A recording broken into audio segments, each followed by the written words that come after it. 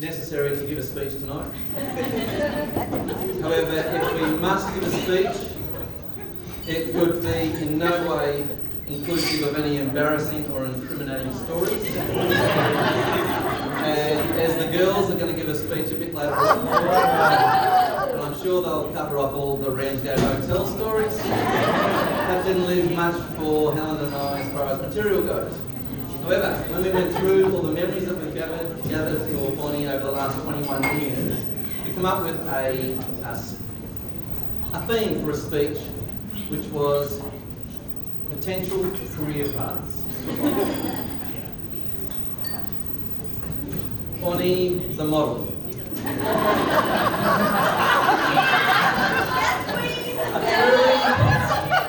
A truly Insta-worthy photo opportunity presented itself when Bonnie was 1 year old at the Semaphore playground. Her mother and I were completely blown away by her beautiful smile and the way she struck a pose on the rocking horse in the playground as we took photos of her. We were so blown away that we forgot about her little brother, Eamon. And when we turned, big brother, when we turned around to see him, he'd actually disappeared into the crowd. So we immediately stopped taking photos of Bon, gathered her up, and we frantically started searching the crowd. It took us 20 minutes to find her. Bonnie was beside herself, sobbing uncontrollably. It wasn't until later that we worked out it wasn't because we lost her brother, it was because we stopped taking photos. And then, Bon, remember the time you wanted to be a paramedic?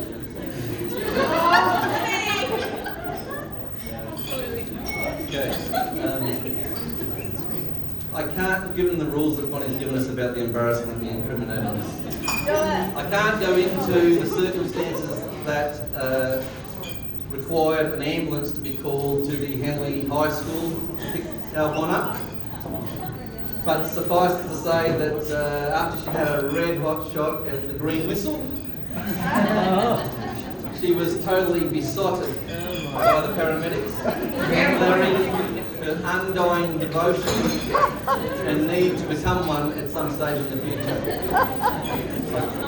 I couldn't actually try to be like one, but it was something along the lines of, I love you guys, you're beautiful. Funniest thing I've ever seen. And then we had the TV critic.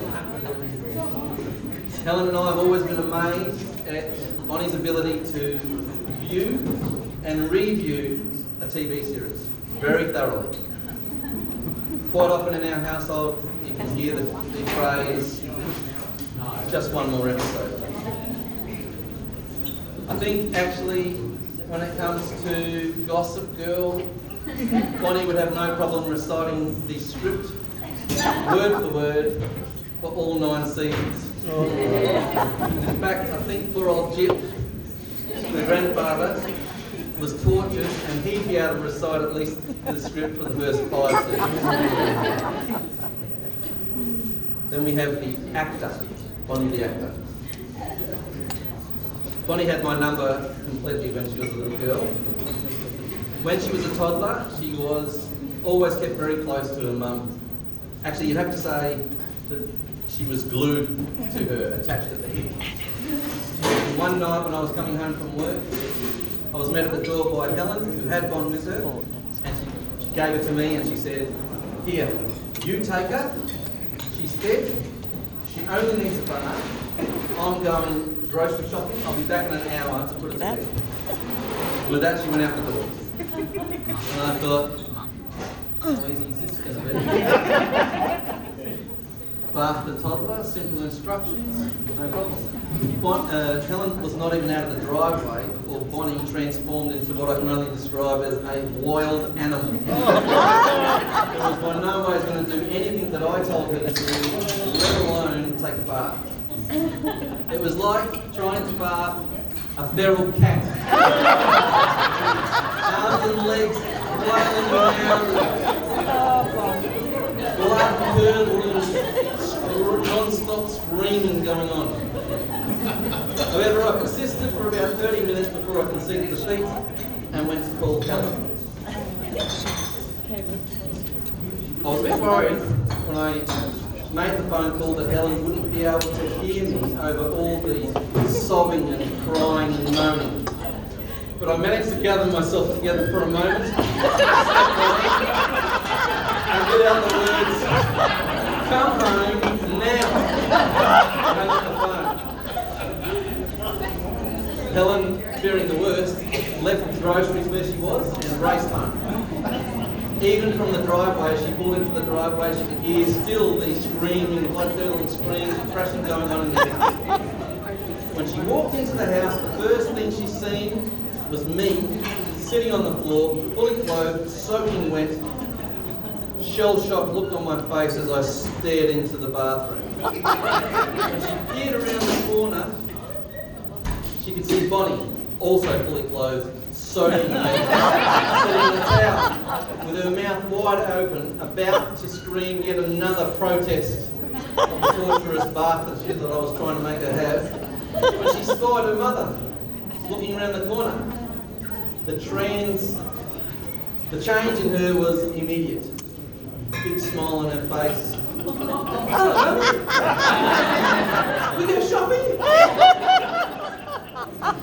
I'm still getting over it. So, Von, your resume over the last 21 years has put you in good, well, those skill sets have put you in good stead for the future. We're very pleased that Bonnie has just recently completed her degree in exercise science.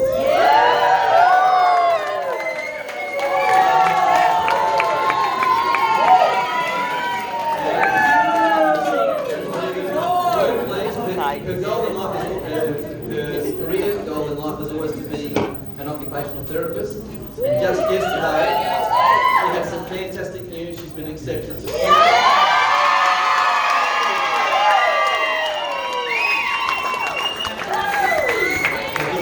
I know that the skills that you've got are going to do you well, and you will be a fantastic occupational therapist one day. Love you.